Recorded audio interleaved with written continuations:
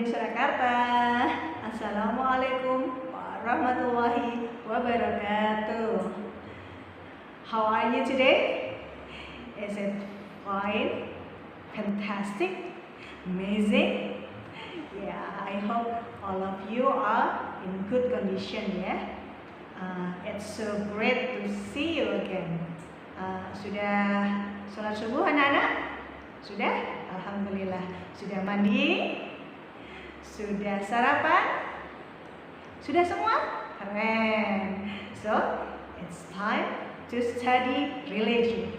Religion, it's about let's study.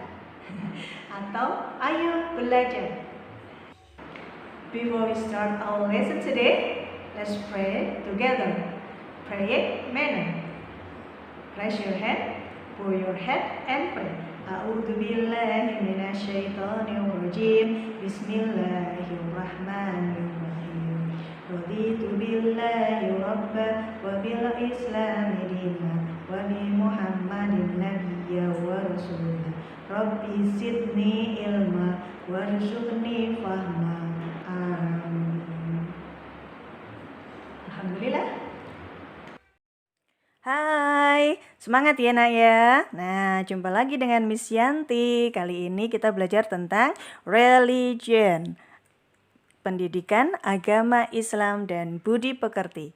Sudah sampai ke pelajaran 6 di buku kalian, ada di halaman 39. Ya. Pelajaran ke-6 ini kita mulai dulu dengan kisahnya Nabi Idris. Nabi Idris itu dikenal sebagai manusia pertama yang mengenal tulisan. Jadi sebelum Nabi Idris, belum ada manusia yang menuliskan tentang sesuatu. Nabi Idris lah yang berpikir untuk mulai menuliskan sesuatu agar nanti anak cucunya bisa tahu pengetahuan-pengetahuan yang sudah dimiliki. Kalau tidak ditulis,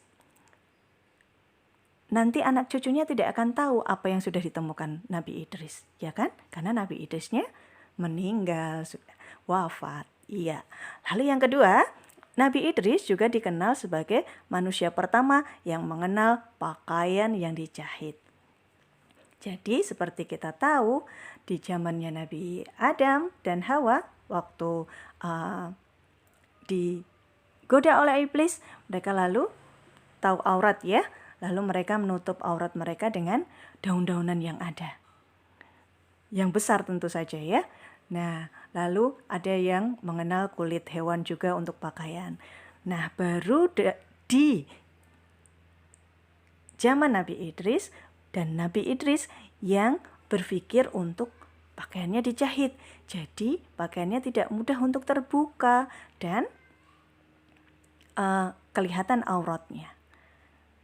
Nabi Idris punya pikiran untuk menulis dan punya pikiran untuk menjahit pakaian. Berarti Nabi Idris pintar banget ya.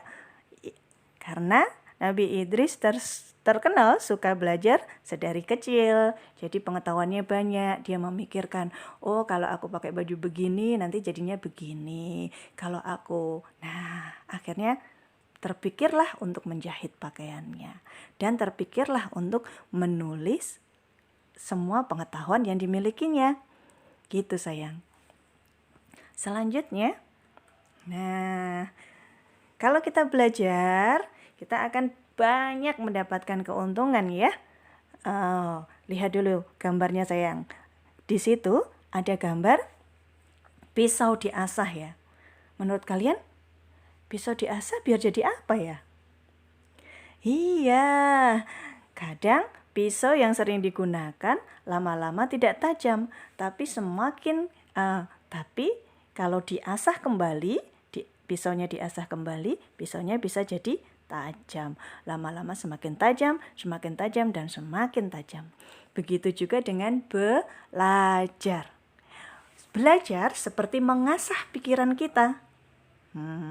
Jadi yang awalnya tidak tahu jadi tahu. Itu salah satunya ya, yaitu keuntungan belajar. Yang pertama, tahu banyak hal yang awalnya kita tidak tahu. Dengan belajar atau membaca, kita jadi tahu. Sekarang sudah banyak buku-buku yang ada di perpus atau buku-buku yang ada di toko buku ya, sesuai dengan minat atau sesuai dengan kesukaan kalian. Kalian bisa membaca atau mencari buku tentang apa saja. Jadi kalian bisa mengetahui tentang banyak hal. Lalu kalau kalian sudah mengetahui banyak hal, yang kedua adalah kalian bisa lebih kreatif. Bisa mikir kayak Nabi Idris tadi. Oh, ternyata baju yang tidak dijahit itu gampang terbuka auratnya. Berarti harus dijahit. Nah, misalnya begitu. Jadi lebih kreatif. Lalu yang ketiga, seperti pisau tadi sayang, kalau kita sering belajar, berarti ingatan kita jadi lebih tajam. Ingatan kita lebih tajam atau tidak mudah melupakan sesuatu. Karena kita terus diasah. Ya. Yang keempat, kita akan lebih disiplin. Kalau kita tahu keuntungannya belajar, kita tahu banyak hal, kita jadi lebih gampang atau lebih mudah untuk mengatur waktu kita ya. Lalu yang terakhir adalah kita pasti lebih sabar karena tahu sabar itu banyak manfaatnya. Lalu kita sabar untuk belajar juga biar mengetahui banyak hal, kita jadi lebih sabar. Gitu ya sayang.